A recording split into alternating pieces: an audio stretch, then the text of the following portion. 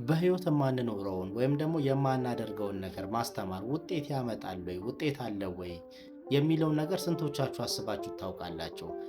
በተለይ በህይወታችን ውስጥ በምንኖር ሰዓት ላይ ጾሙ እያልን የማንጾም ከሆነ፣ ስገዱ እያልን የማንሰግድ ከሆነ፣ እንዲሁም ደግሞ ጸልዩ ብለን የማንጸልይ ከሆነ፣ ለልጆቻችን ይሄን አታድርግ ብለን እነሱን ከልክለን እኛ የምናደርገው ከሆነ ውጤት ያመጣል ወይ የሚለውን ነገር እንድንመለከት ፈልጋለሁ። ምክንያቱም በህይወታችን ውስጥ በጣም ያለ ነገር ነው። በአሁን ሰዓት ላይ አባቶቻችን ካህናትም ሆኖ ሌሎቻችን በቤተ ክህነት ውስጥ ፍቅር የለንም፣ ትህትና የለንም፣ መተሳሰቡ መተዛዘኑ እንደጠፋ ሁላችንም የምናውቀው ነገር ነው። ስለዚህ መንጋውም ደግሞ መሪውን እንደሚመስል ልናውቅ ይገባል። እንደ ባህል ሆኖ በእስራኤላውያን አንድ የበግ እረኛ በጎቹን መምራት ከፈለገ ከፊት እየሄደ ነው የሚመራቸው፣ እነሱ ይከተሉታል። ጌታም ያስተማረን እንደዛ ነው። እንደ ኢትዮጵያ ባህል ደግሞ በጎቹን ከኋላ ሆኖ ነው የሚነዳቸውና የሚወስዳቸው መሪ ማለት ነው አደለ? ልክ እንደዚህ ሁሉ በየት በኩል ነው ትክክለኛው የትኛው ነው የሚለውን ነገር ግን ማወቅ ያስፈልጋል። በትንቢተ ሆሴ ምዕራፍ 4 ላይ በተለይ ቁጥር 9 ላይ ህዝቡ እንደሆኑት እንዲሁም ካህናቱም እንዲሁ ይሆናሉ ብሎ ነው የሚለው። ያ ምዕራፍ በደንብ አንብቡት። ትንቢተ ሆሴ ምዕራፍ 4 ከቁጥር 9 ላይ እጅግ በጣም ደስ የሚል ነገር ነው። ህዝብ እውቀት ከማጣቱ የተነሳ ጠፋ፣ በምድር ላይ ደም በደም በስቷል፣ ግልሙትና በስቷል፣ ስርዓት መጣስ በስቷል፣ እኔም በዚህ ምክንያት ቁጣዬን አመጣለሁኝ እያለ በጣም ብዙ ነገር ነው የሚናገረው እና ገሳጩ ካህን መሪው ካህን እንግዲህ እንደ ህዝቡ ከሆነ በደለኛ ከሆነ ኃጢአተኛ ከሆነ መምራት ካልቻለ ምንድነው ውጤቱ ምንድነው ለውጡ የሚለው ነገር እንደ ቤተ ክርስቲያን ያሳስባል፣ እውነት ለመናገር ማለት ነው።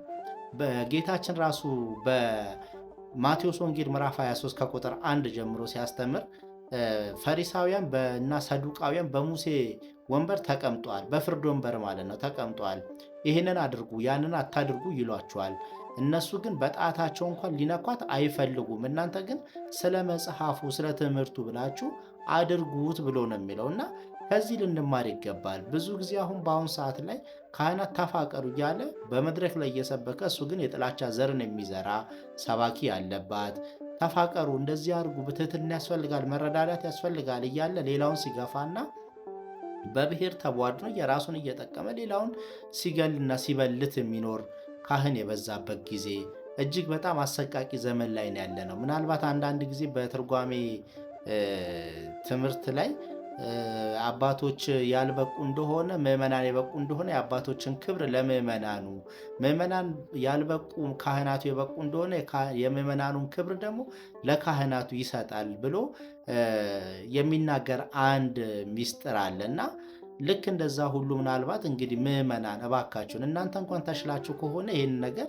እንደው እስኪ ወደ ተግባር ብንመጣ የተሻለ ነው።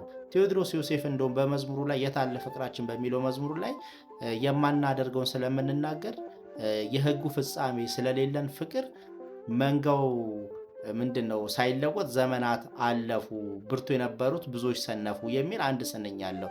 እጅግ በጣም ትልቅና ትክክለኛ ትምህርት ማለት ነው እና ሕግ እያደረገ የሚያስተምር እያስተማረም የሚያደርግ እሱ በመንግስተ ሰማያት ታላቅ ይባላል ብሎ ጌታችን በማቴዎስ ወንጌል ምዕራፍ 5 ላይ ከቁጥር 17 ላይ ገልጿልና እስኪ ወደምናደርገው ነገር እንምጣ። ዘመናት እያለፉ በሄዱ ቁጥር መቼ ሞት መጥቶ እንደሚወስደን አናውቅምና ከምግባርና ከትሩፋት ርቀን እግዚአብሔርን ደስ ሳናሰኝ ከምንሞት ስናስተምርም እያደረግን በተለይ መንጋውን የምትጠብቁ እረኞች የማታደርጉትን ባታስተምሩ እግዚአብሔር የሚቀበለው መስዋዕት ብታዘጋጁ ፈቃድ እግዚአብሔር ቢሆን የተሻለ ነው።